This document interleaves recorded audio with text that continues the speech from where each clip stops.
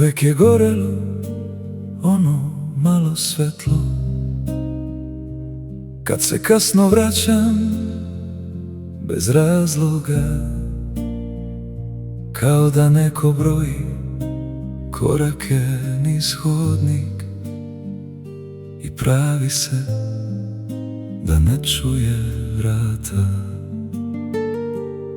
Na stolu ostane nešto toplo,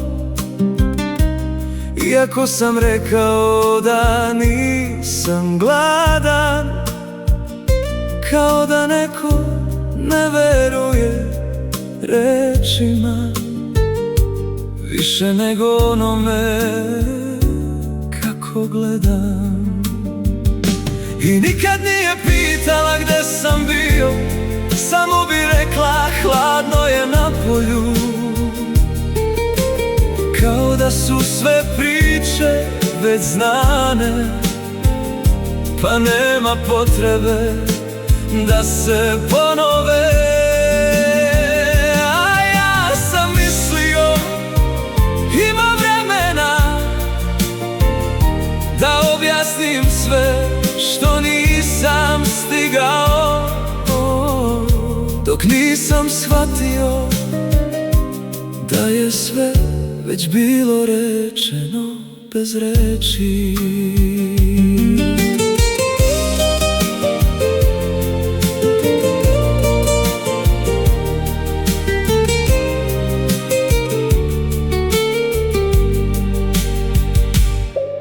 U fioci još stoje iste stvari,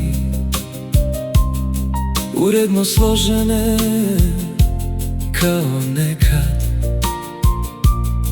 i neki miris koji ne odlazi, čak nikad otvorim prozor širom. A zidu sad ide malo sporije, ili mi se samo tako čini, kao da neko čuva minute, da ne pobegnu baš sve odjednom. Kad se svetla pogase u kući, jedno još uvek ostane. Ne zbog mene, nego iz navike, da neko uvek čeka, i kad zna da nećeš doći.